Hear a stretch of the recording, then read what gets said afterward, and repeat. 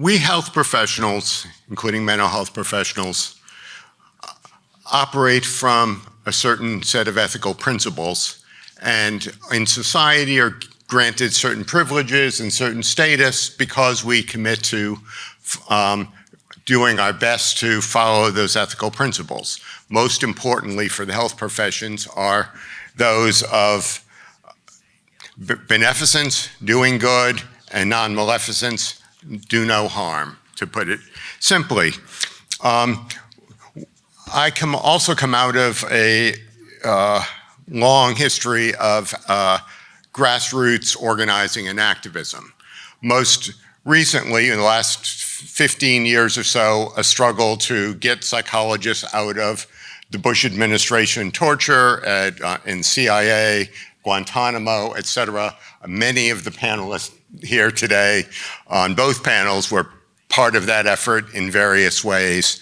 And so I view things less from the perspective of the leader. So consistent with what several of my colleagues have said, we know how dangerous Donald Trump is.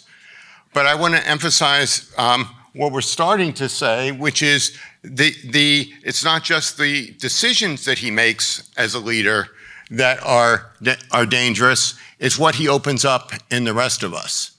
I, however, would interpret it slightly differently from my perspective. Yes, there's the element of mass psychosis, but I think there's also, it's important to acknowledge that each of us has a struggle, has a dark side in us. There are parts of us that desire to do bad things, to have control over others. And part of what we do in psychotherapy, at least in the type of psychotherapy I do, is we explore that and the role that that plays in people. But for most of us, that is countered with other parts of our personality. The use of reason, the love, caring for others, and concern for social norms.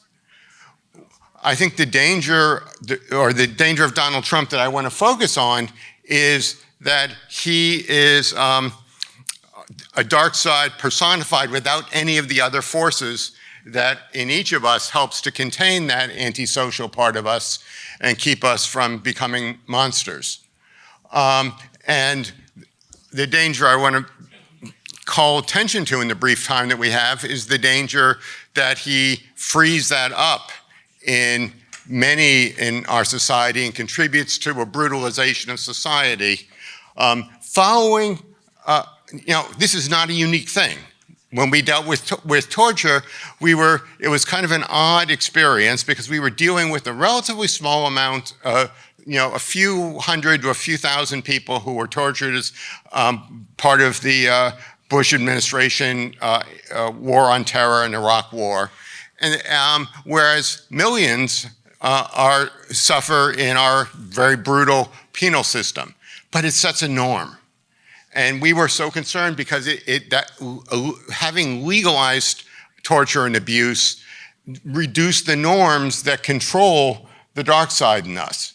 So I think Donald Trump is building on that kind of experience and furthering the brutalization of society. So I'm less sure that if we defeat Trump, that we're going to solve the problem. I actually thought I thought that in 2019. I thought if he loses, everyone's going to, I never followed Trump. I never voted for Trump. I never believed him, but it didn't happen. Instead, he got total control of a political party in this country, which we know what they've done. So I want to make that point, and I want to sort of conclude by dealing with two possibilities. One is that Donald Trump loses, in which case we have the task still of figuring out how to transform our society to be less brutal, and also to create institutional changes so that no single individual, no president will have the level of power that Donald Trump has. I would say one of the failures of the Democrats is that they did not constrain or do anything to constrain the systemic issues that allowed him to get away with things. And now we know the Supreme Court has made that much worse. But the other possibility is that Donald Trump wins.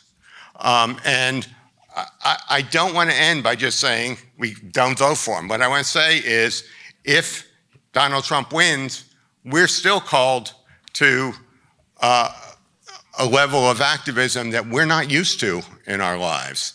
That we will have to, we cannot, I believe everyone on these panels has said we cannot count on the institutions of our society to protect us. The lawyers will not protect us, the courts will not protect us, and only we can protect us.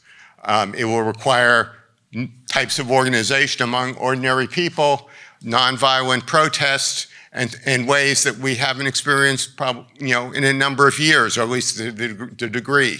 So if, God forbid, Donald Trump wins, it's not the end, it's the beginning.